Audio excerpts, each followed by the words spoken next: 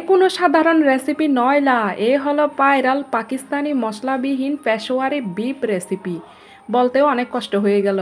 আসসালামু আলাইকুম, কেমন আছেন সবাই? আশা করছি ভালো আছেন। আলহামদুলিল্লাহ আমিও ভালো আছি। তো আপনাদের সাথে আজকে আমি এই রেসিপিটা শেয়ার করব আমি কিভাবে বানালাম। তো অবশ্যই সবাই সাথেই থাকবেন। শুরু করা যাক তাহলে। প্রথমে আমি এখানে মাংসগুলো ধুয়ে নিছি। ধুয়ে নেওয়ার পর এখানে দেখেন চর্বি মাংস দুইটাই কিন্তু নিচে একসাথে, যেহেতু তেল ছাড়া রান্না হবে অবশ্যই চর্বিটা থাকতে হবে। মাংসের সাইজটা একটু বড় রাখতে হবে। এখানে আমি সামান্য পরিমাণে লবণ দিয়ে হাত দিয়ে মাখিয়ে নিব। আধা ঘন্টার মতো আমি ঢাকনা দিয়ে রেস্টে রেখে দিব। লবণ দিয়ে মাখিয়ে কিছুক্ষণ রেস্টে রাখলে কি হবে, মাংসটা একটু তাড়াতাড়ি সিদ্ধ হবে। তো এই কারণে আমি বুদ্ধি করে লবণ দিয়ে মেখে কিছুক্ষণ রেখে দিব।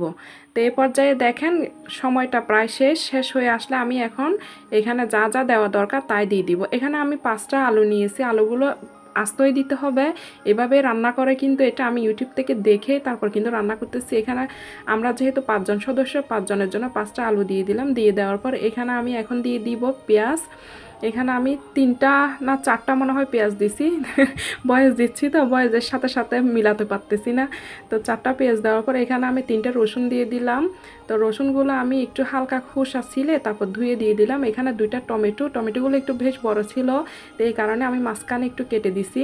ওরা কিন্তু গোটাই ব্যবহার করছে। যখন প্রথমে রান্না করতেছিলাম তখন খুব টেনশন করতেছিলাম, আহারে কেমন না কেমন হয়, নাকি জামাইয়ের কথা শুনে মরতে হয়, কিন্তু তারপরেও সাহস করে রান্না করে ফেললাম। এখানে আমি আদা গোটা স্লাইস করে কেটে দিলাম। এখানে কয়েকটা কাঁচামরিচ দিলাম। ওরা কিন্তু বোম্বাই মরিচ দিয়ে রান্না করছে, কিন্তু আমার তো বোম্বাই মরিচ নেই, আমি কাঁচামরিচ দিয়ে রান্না করে নিলাম। আর আমরা ঝালের পরিমাণটা তেমন খেতে পারি না, তাই এভাবে রান্না করতেছি। এটা যেহেতু তেল ছাড়া রান্না হবে তো কেমন কেমন জানি লাগে, তো আমি তারপরেও একটু ঘি দিয়ে দিলাম। ঘি দিয়ে বেশ কিছুক্ষণ রান্না করে নিলাম। এই তো দেখেন এখন কিন্তু আমি এখন নাড়াচাড়া করে দিব মাঝখানে, মানে এখন মাছ পর্যায়ে।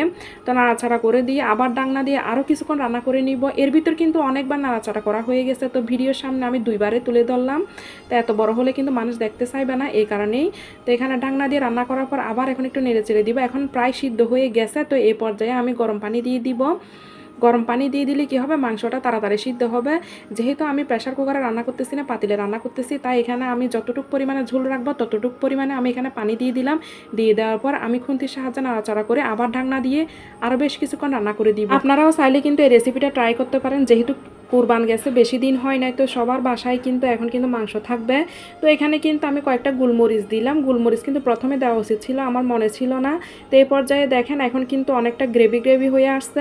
তো এই পর্যায়ে আরেকটু নেড়ে চেড়ে দিলাম, নাড়াচাড়া করে দিয়ে ঢাকনা দিয়ে আরও কিছুক্ষণ রান্না করে নিব। তো এটা হচ্ছে এখন ফাইনাল লুক। তো ফাইনাল লুক আপনারা দেখলেই বুঝবেন এটা খেতে মজা হয়েছে কি হয় নাই, কালার দেখলেই কিন্তু বোঝা যায়।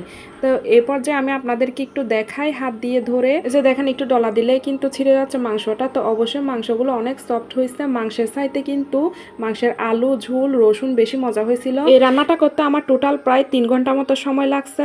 তো আজ এই পর্যন্ত।